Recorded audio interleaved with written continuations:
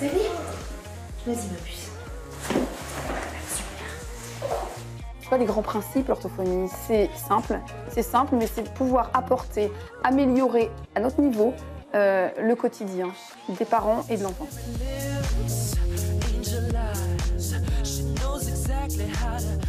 Bonjour Lali, ça va ma puce? Tu dis bonjour? Bonjour Emeline. Ça va ma grande, t'as bien dormi? Alors Lali, on va travailler? D'accord? Allez, on va travailler. Qu'est-ce que tu veux faire? Ah bah ça... Emeline est orthophoniste. Son credo, faire connaître son métier au plus grand nombre. Aujourd'hui, elle s'occupe de Lali, atteinte du syndrome d'Angelman.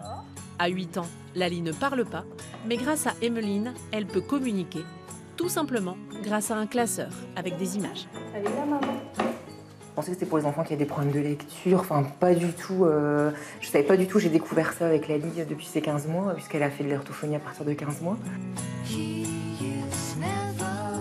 C'est une chouette prise en charge parce que ça permet à Lali d'avoir un peu d'autonomie, de pouvoir demander ce qu'elle veut et du coup, moi de pouvoir échanger avec elle en fait, puisque Lali ne parle pas du tout. Je crois qu'elle veut quelque chose. Ouais, mais là ça y est, elle est décidée à demander. Tu veux boire à la paille? Tu demandes? Oui, c'est ça, tu veux boire à la paille. Allez, c'est parti, t'es prête? On y va?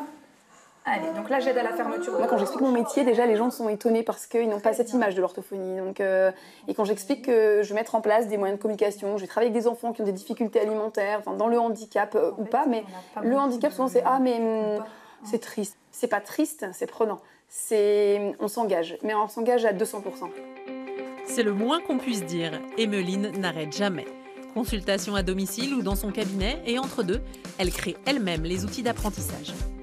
Je fais tout ça parce que j'aime beaucoup mon métier. J'ai besoin de donner et ça, j'aime ça. Voilà, c'est très important pour moi.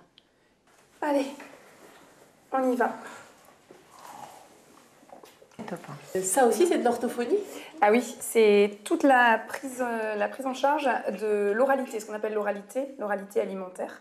Puisque en fait, les organes qui sont impliqués dans l'alimentation sont les mêmes organes que la parole. Dans le cadre de Lali, donc même s'il n'y a pas de langage oral, on travaille la communication, mais on travaille aussi tout ce qui est du coup l'oralité alimentaire, travailler les muscles. Voilà. Oh là là là là là là. Avec son association, Parlons-en, Emeline lutte contre le bégaiement, la dyslexie, l'illettrisme aussi, tous les domaines de l'orthophonie, comme par exemple apprendre aux parents à utiliser la langue des signes. Donc il y a c'est fini, par exemple. Il y a aussi, quand on range, on va ranger, d'accord? Donc ça c'est pareil, c'est des petits messages comme ça qui sont importants. Ça ne remplace pas complètement le classeur. Le classeur est essentiel. Est-ce que tu veux me dire quelque chose? Est-ce que tu veux quelque chose?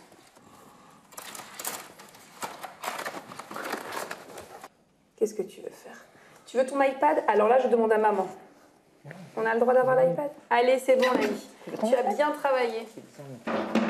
La plus belle récompense d'Emeline, c'est l'évolution de Lali, à suivre sur le blog de la petite fille, Le sourire d'un ange.